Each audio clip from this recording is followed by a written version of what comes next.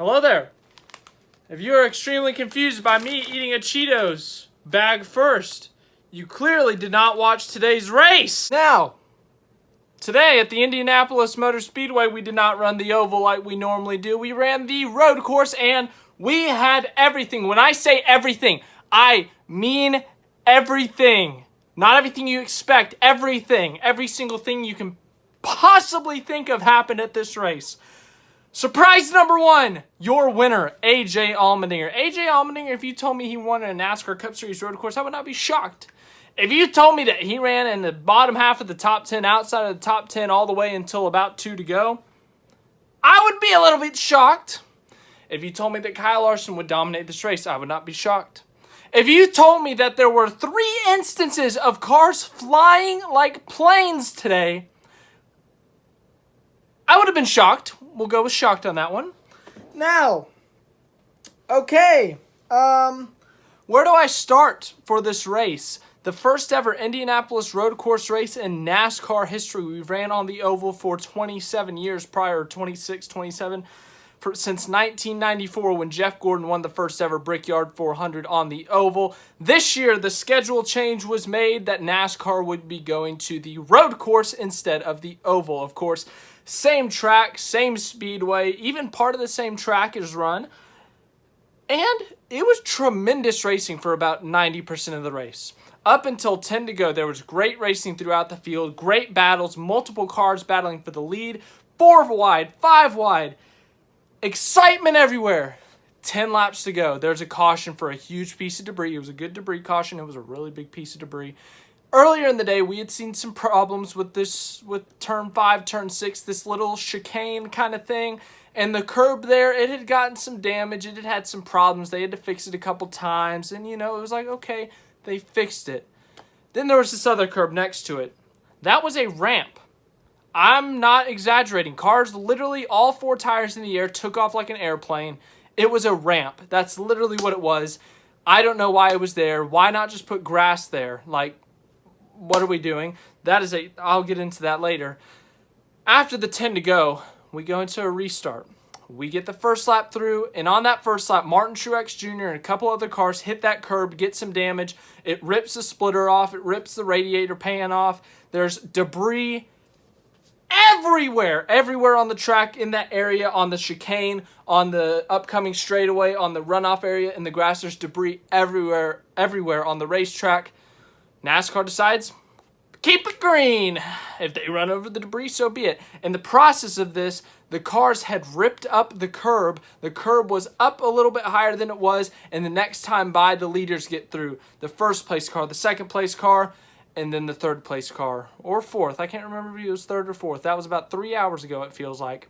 William Byron in the 24 car hits the curb, and it destroys his front end. The radiator is busted. It's leaking fluid everywhere. Byron goes spinning as his car is destroyed. And then after that, absolute chaos. Kyle Busch, Joey Logano, Ryan Preece, Daniel Suarez, and more begin to slip in this oil, this radiator fluid that is everywhere. They start to hit that curb that's damaged. They start to hit the airborne curb. Cars are destroyed. Hard hit for Joey Logano. I was genuinely concerned about that, but Joey Logano thankfully walked away okay. All the drivers thankfully walked away okay.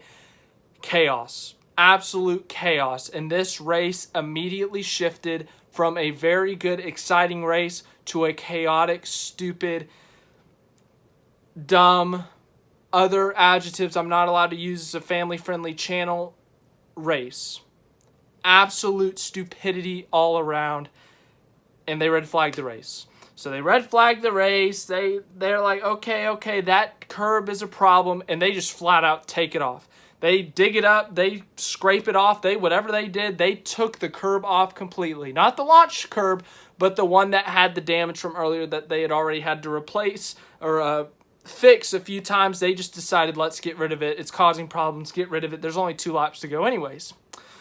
So they do that. The track president, this was phenomenal television. The track president in his suit and tie walks out there, and he gets a broom and he starts brushing, because they take the curb up. It's got all this stuff, this sticky stuff probably to keep it down. He starts brushing. I was like, that's phenomenal television. Besides the point. Next restart happens. Michael McDowell. Maybe it was Corey LaJoie. I don't know, but both of them did fly at some point. A car flies. It kicks up a bunch of dust. More cars are spinning. More cars are crashing. What are we doing? What are we doing at this point? I don't know. Let's do it again. Let's do it again. Oh, yeah. I forgot to mention, during that first red flag, James Davison's car is leaking fluid. He runs 2 laps all the way around the racetrack with fluid leaking. So they had to spend an extra 30 minutes cleaning that up, putting Speedy Dry down all the way around the track, and then having the drivers run over it to kick it up so they don't do it on the restart and cause another big crash. So another 30 minutes spent there. Then we have more cars flying, some more cars flew, more crashes. Just imagine the 2017 Brickyard 400 in terms of crashes. Put that on a road course and then put some of the cars in the air. That's kind of what happened, and that wasn't even the most chaotic part. The final restart, the final restart, this is where, the race actually ended. The front row is Denny Hamlin and Chase Briscoe. Denny Hamlin fighting for his first win in 2021 and the regular season points lead. Chase Briscoe fighting for his first career win and a spot in the playoffs because he has to win to make the playoffs.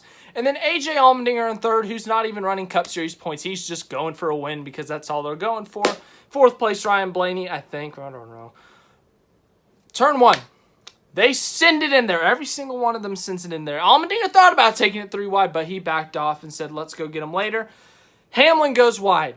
He door slams Chase Briscoe. Chase Briscoe goes through the dirt, and he completely cuts turn 2.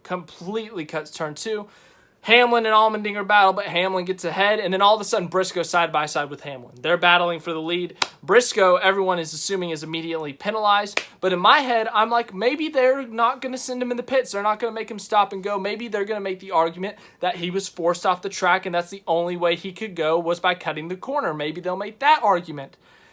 Well, that's not exactly what happened. They go through the rocky chicane with the landing or the takeoff strip.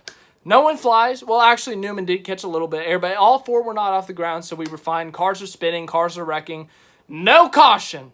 So we get down the backstretch. We come through this little left-handed turn, and then we go through this last area before we start to go on this high-speed area towards the oval part of the track again.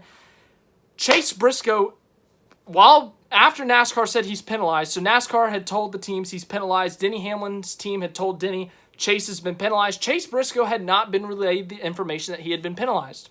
Briscoe wrecks Denny Hamlin. I'm not talking he just slightly bumps him off the track. Wrecked him. He spun him out. He sent him in the grass aggressively. Chase Briscoe's not a dirty driver, so this was not intentional, but Briscoe was clearly upset from the turn 1 incident when Hamlin went wide and door slammed him into the grass. So maybe Briscoe was trying to bump and run him, trying to repay a favor. Well, it went wrong, and Hamlin ends up getting screwed. So then Briscoe is leading, and everyone's like, oh my gosh, does this guy know he's penalized? And in my head, I'm like, keep him out there, keep him out there, keep him out there. Run him and make the argument that he got forced off track and hope that it works. And if it doesn't, so what? You're finishing at the tail end of the lead lap anyways. Well, the team tells Briscoe to stop, so Briscoe stops. AJ Allmendinger is leading. AJ Allmendinger leads a surprisingly calm final lap and wins the first ever Indianapolis Road Course race. Yeah. I did not expect my video to be this. If you told me AJ Allmendinger won, I wouldn't be too crazed, too surprised.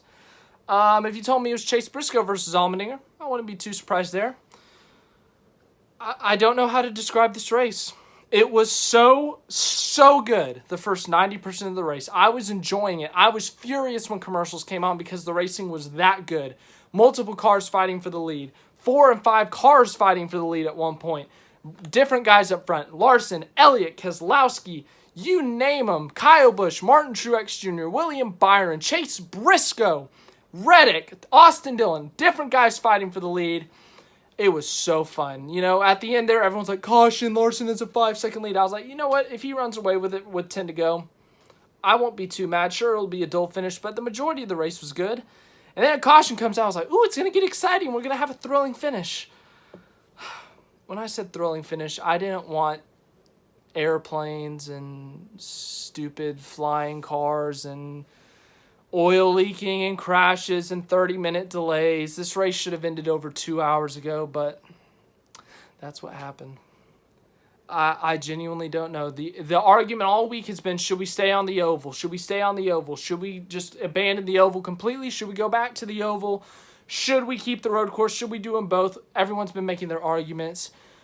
And then everyone's like, well, the oval sucked. The racing was awful. It wasn't fun. The road course will be fun. The road course was fun until they went stupid at the end, until they decided to run over the curb, start flying like freaking airplanes, and do God, I don't know what else, but I'm lost. I'm lost. I'm confused. Lost. Confused. Have I mentioned lost yet? I don't know what this is. I don't know what this is. Anyways, sorry. In the process of ranting, my throat has now gotten a little dry, but the point being, first off, that chicane is stupid. I don't like that chicane, the quick speed chicane. Even with the curbs there, if the curbs weren't a problem, it's kind of, I mean, I like it because it's high speed, but it's so tight that you can't run too wide through there. You can't run 3 wide. I mean, you don't have to run 3 wide, but you can't run too wide. You can't make a pass there. It's just an odd chicane. But then the stupidity to put that other curb there that makes the cars take off. We saw it yesterday in the Xfinity Series. I can't remember his name. One of the cars caught air, full air. He was like this in the air. You could see the bottom of his car. You could see the back bottom of his car. He was that high up, and he was like this. Then you saw an Indy car do it. I guess the Indy car race was first. So you saw them both do that. You saw the Indy car fly. You saw the Xfinity Series car fly. And in my head, I was like, what if that happens in the Cup Series? Will they do something? No, they didn't do anything. They let cars continue to fly. They let these cars get damaged. They let these cars crash. In the words of Tony Stewart, you know what? Next year, no road course. Let's do the oval for the first half of the race. We do a normal oval race. So in first 80 laps of the 160, normal. The next 20 laps, we'll do the opposite way. So we go right instead of left. And then for those last, let's see what's the math there. 60 laps of the race, we send half the field one way, half the field the other. Demolition derby, baby. Let's see who survives. If we're going to be stupid like that, why not? Let's do it. But yes, the race today was chaotic. It was stupid, but AJ Allmendinger won, and everyone likes AJ Allmendinger. He's a pretty good guy. He's won a Cup Series race before, Watkins Glen 2014, running for a part-time team, Colleague Racing, who runs full-time in Xfinity, but they will be full-time in Cup next year. And Allmendinger might just have made a case to run full-time next year. Of course, he was announced that he was going to be part-time next year in the Cup Series while running for the Xfinity Series Championship. But after today, you never know. But, yeah, I'm going to get some water real quick. My throat is really dry, and then we will look at the results and talk about some other things. So the finishing results of this race. Well, let's look at it. AJ Allmendinger! If you told me he won, once again, I wouldn't be surprised. He's a great road racer. He's won a lot of Xfinity races on road courses. He's won a Cup race with JTG Doherty on a road course. Winning with Colleague. And Colleague's been competitive this year in Cup when they've done it. They got a top 10 in the 500.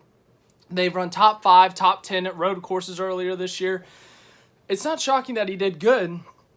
It's not even shocking that he won. If you put AJ Allmendinger in a good Cup Series car on a road course, he's going to compete for the win. This is not a shocking race, but it is a thrilling story whenever a team that is not full-time in Cup wins or a small team wins. Colleague Racing is this. They are a small part-time team who is going to move up to Cup full-time next year, but, you know, has had an Xfinity team, has competed for Xfinity championships with multiple drivers who have gone on to Cup Series winners, and now they are Cup Series winners. With AJ Allmendinger, who's a Cup Series veteran, a Cup Series winner, as I said, but it's a feel-good story, and it's not like they just won like some random Watkins Glen or Sonoma race. They won the first ever Indianapolis Road Course race. Was it ugly and stupid? You're dang right it was, but a win is a win. It doesn't matter how you get it. It doesn't matter how you do it. But if you win a first ever race, your name is in the history books. Your name is going to be remembered for a long time.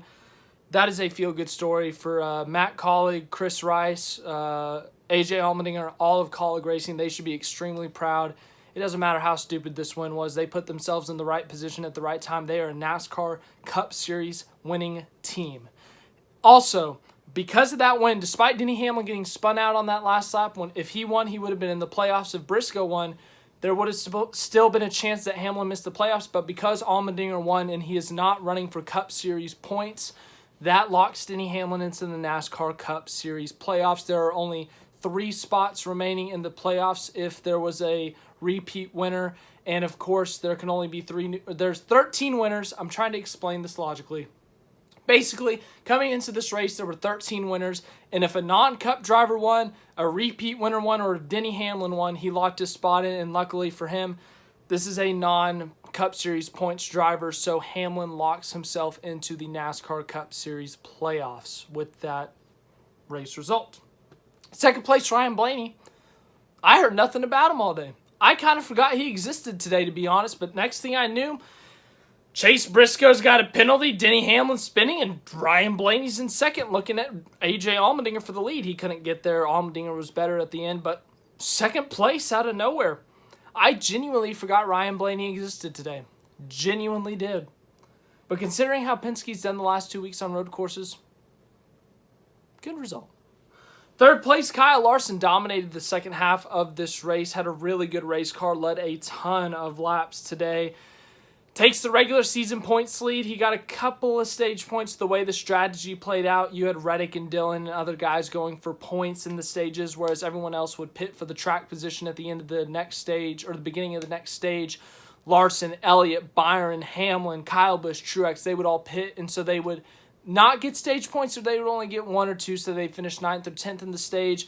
Larson finished 9th, I think, in Stage 1, 10th in Stage 2, so he got a few points there, but then overall beats Denny Hamlin straight up in the head-to-head in the race, and by a lot, especially with Hamlin spinning there at the end. So Larson takes control of the regular season points lead. He gets those extra playoff points, but now Hamlin is no longer in jeopardy of missing the playoffs, so he is not concerned about that anymore.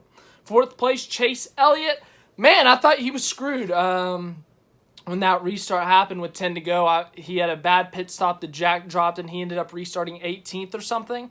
And I was like, oh, man, he's done. Chase Elliott, the road course guy, he's done. Then all of a sudden, everyone decides to wreck, and Chase Elliott's up in the top 5 on the last restart. And I'm like, oh, wow, good for him. So Elliott ends up 4th. He led some laps today. Good for him. 5th place, Matt DiBenedetto. He had a really good shot to punch his ticket into the playoffs. Had a lot of damage on his car. Played the strategy game early or late in this race. Stayed out as long as they could. And when they were in the process of their final pit stop with 10 to go is when that caution came out, which put them in perfect position because everyone behind him pitted. They restarted that next restart in 2nd or 3rd. So he was in the top 5 that whole last stage, but just could not make an aggressive enough of a move to potentially take the race win. 6th place, Kurt Busch.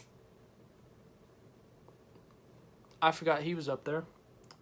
I remembered he existed because he spun someone out today. I can't remember who. He spun someone out, and so I knew he was there. He didn't do much today until the end. He shoved Kyle Larson into turn 1. He did do that. Yes, he did shove Larson, and that kind of screwed Larson. That sent Larson backwards, but yeah, that happened. 7th place, Eric Jones. Okay, Eric Jones. Okay, 8th place, Justin Haley. Okay, look at that. Justin Haley. Wow, top 10 for him. What a drive. Wow. 9th place, Austin Cindric. Today he was Austin Spindrick. He spun out 3 times, but he gets a top 10. 10th place, Ryan Newman. His car had a freaking weapon off the side of it because his car got so damaged. Heck, he was flying on the last lap. He gets a top 10. 11th, Ricky Stenhouse Jr. He wrecked earlier today, and he finished 11th. 12th, Chris Buescher. 13th, Bubba Wallace. Bubba Wallace, he gets the Smart Guy of the Day award. You know why? Because on that second to last restart, he got shoved into that area with the takeoff ramp, and he swerved to the right to avoid it. He went through the grass. He ended up getting a penalty for cutting the corner, which, yeah, I guess that is the rule. You can't cut a corner, but it's stupid because what is he supposed to do, fly over the thing? He got forced out there, and yeah, he gets a Smart Guy of the Day award for not aiming for the curb, for sliding into the grass instead. So good job, Bubba. 13th, that's a good result for him on a road course. 14th, Kevin Harvick. 15th, Truex. Truex wrecked late in this race. He had a top 5 car all day long. He was a part of the stupidity from the takeoff ramp. 16th, LaJoie. Corey LaJoie flew like a freaking airplane. An airplane in the air. All 4 tires take off like an airplane. 16th. 17th, Alex Bowman. 18th, Josh Bilicki. Oh my gosh, Josh Bilicki got 18th. How about that? 19th, Eric Almirola. 20th, Kyle Busch. He was a part of that stupid wreck. 21st, Tyler Reddick. He gains a lot of points on Austin Dillon. He gained 5 or maybe only 3 or 4 on the stage points. But he swept the stages, so good for him. 22nd, Quinn Houff. 23rd, Denny Hamlin, who was spun out with 2 to go. Yeah, this was his best shot at the win all year, if you ask me. I know he's had a couple of chokes late in races this year, but those were like 10 to go, 15 to go. This was his best shot, and of course, you know, it's not his fault there for the first time this year, I feel like, but he said in his post-race interviews, I know what it's like to be on the other side, to send someone for a win, but man, he was so close, but he's still competing for wins, still competing for top 5s. He's going to win a race this year. I've been saying that all year. I'm waiting for it to happen, but it still hasn't happened, but he will win a race this year. He's too good to not win a race this year, but he needs the playoff points, because right now he may be first or second in the standings getting those 10 bonus points, but he is lacking in that playoff point category. 24th, Brad Keselowski. He backed it into the wall. He spun himself out, backed it into the wall. I thought he was going to finish 40th. He finishes 24th. Wow. Cole Custer had top 10 speed, maybe even top 5 speed today before he got involved in one of those stupid wrecks. 26, Chase Briscoe. I do not 100% agree with that penalty, because, yes, corner cutting is bad. I get it. But he was forced out there. You know, he got body slammed by Hamlin. He was kind of already pointing that way. Cutting through the grass is going to damage your car, and you're already going slow through the grass because if you floor it, you'll rip the splitter off. So I don't see the point of I see the point of a penalty, but, you know, at that point, they should have kept Briscoe out there. They should have said, go fight for the win, which he did. And at that point, after he wrecked Hamlin, they should have said, just go, go, go. We'll try to appeal the penalty. It would have probably failed, let's be honest, but at least you get, you know, at least you try.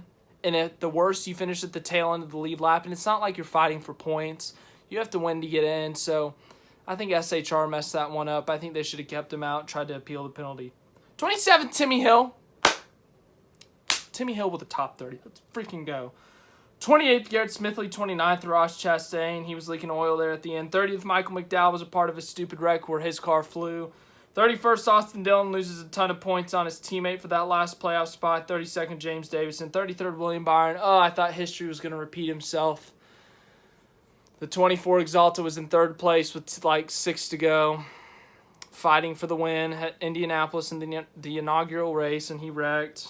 34th, Logano.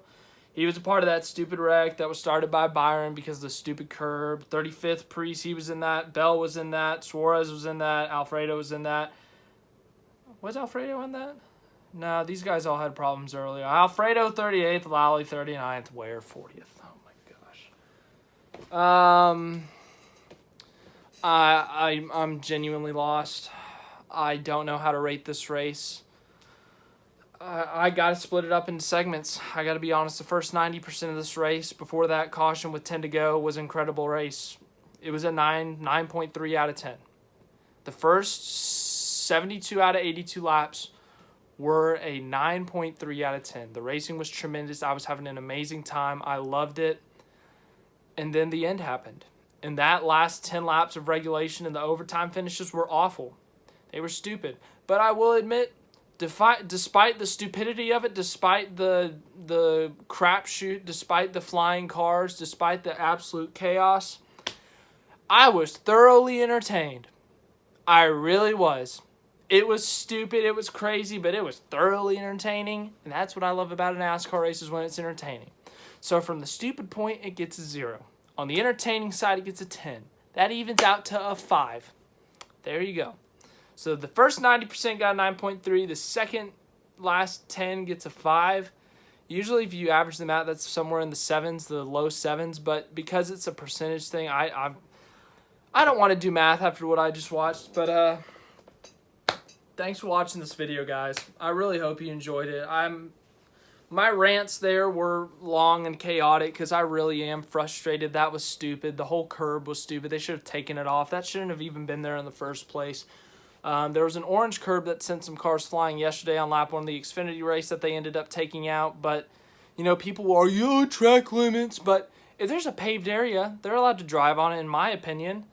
Obviously, don't corner cut, but if it's paved, you can use the runoff area. The grass should be the limit. That should be the track limit. So that curb there at turn 6 was stupid. They should take it out if they run the Indy Road Course next year. This video's been going on long enough. I can't do another rant. I can't talk about anything else, any controversy, I guess. But, yeah, no Briscoe Hamlin fight at the end. I was really hoping for that, to be honest. That would have made me so freaking happy. That would have been hilarious. But we can talk more about this tomorrow in a live stream or something if you want to. If you do, let me know in the comments. But this video's gone on long enough. Like, subscribe, share. I hope you have a great rest of your day, great rest of your night. Have a great week, everyone. I'm trying to be positive here at the end. Everyone, I hope you have a tremendous week. Hope you have a great week at work, school, whatever you may be up to this week. Have a great week, and I'll see you in the next video.